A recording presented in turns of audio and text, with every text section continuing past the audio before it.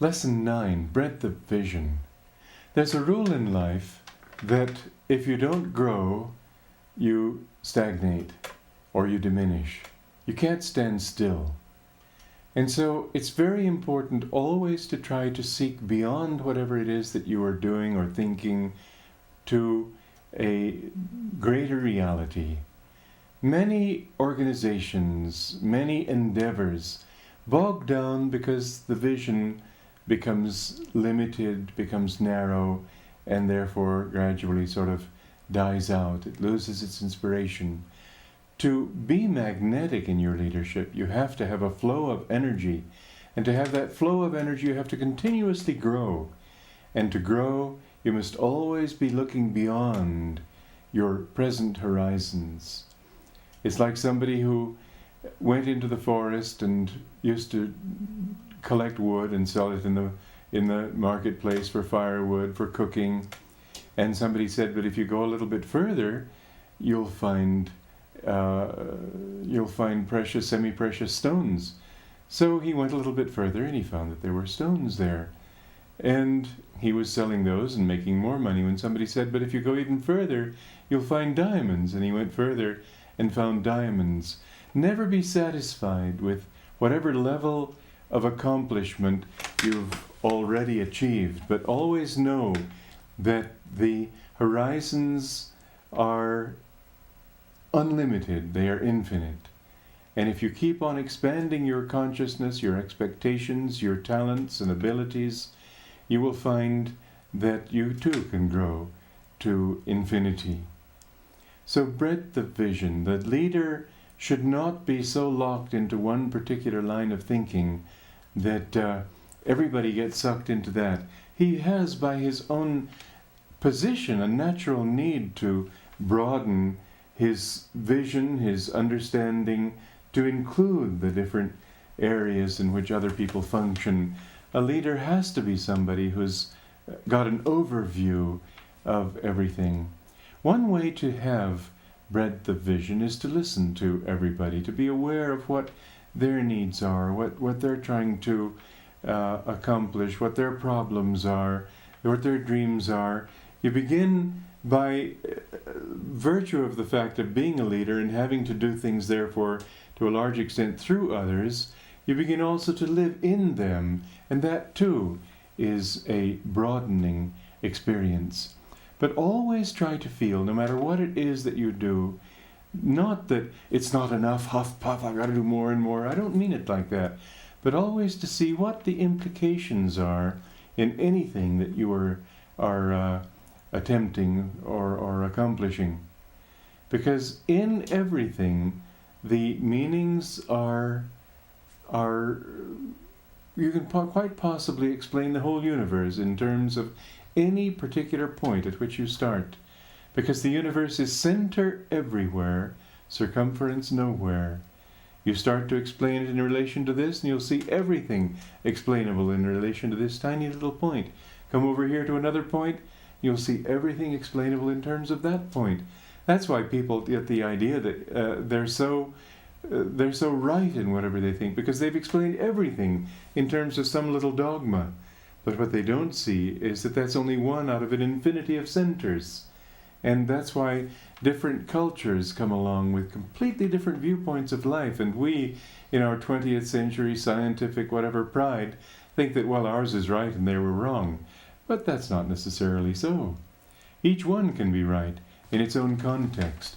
So what we need to do is look for the deeper meaning or the broader meaning or the broader possibilities in every little thing that we are doing. And that way our vision will keep on growing as a consequence to the point where it includes all sorts of things that nobody ever dreamed of before.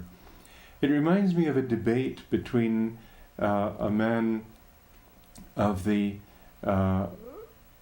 more Western kind of training, where he saw everything in terms of either this or that. That's our Western heritage, that we tend to think that a thing must mean one thing, and an Indian who had the concept that truth can be explained in many, many different ways.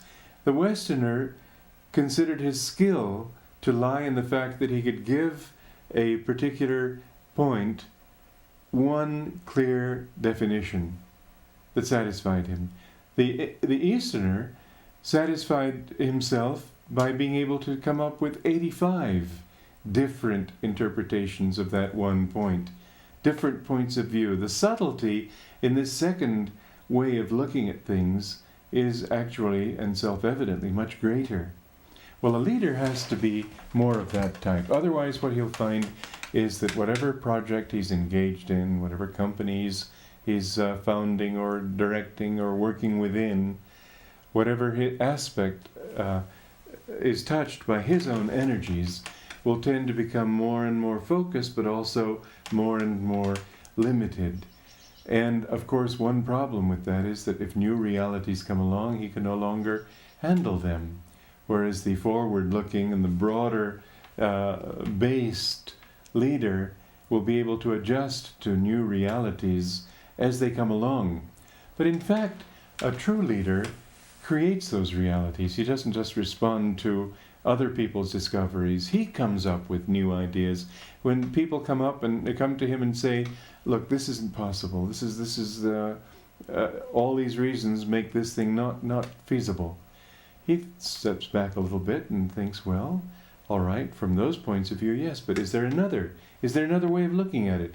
And suddenly he can find that there is a different way of approaching the same problem.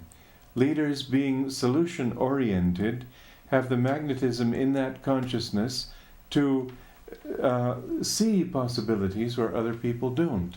But it's only a mind bent. It's not that they have a particular intelligence that other people don't have.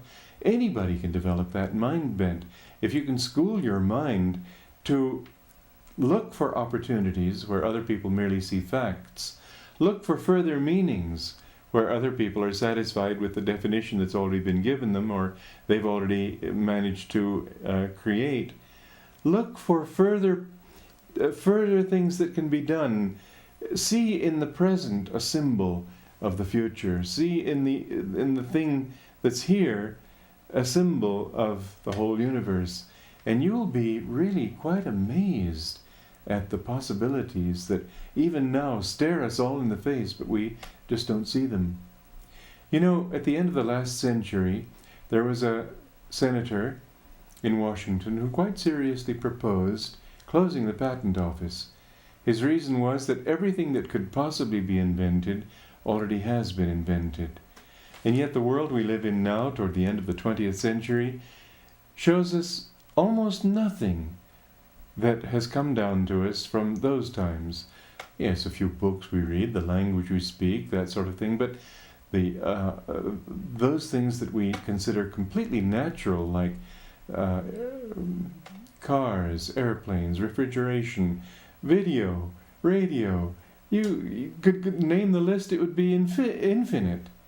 All of those things have come in this century because a few people, one at a time perhaps, but each one in his own time, began to think, well, maybe this is possible, maybe that's possible.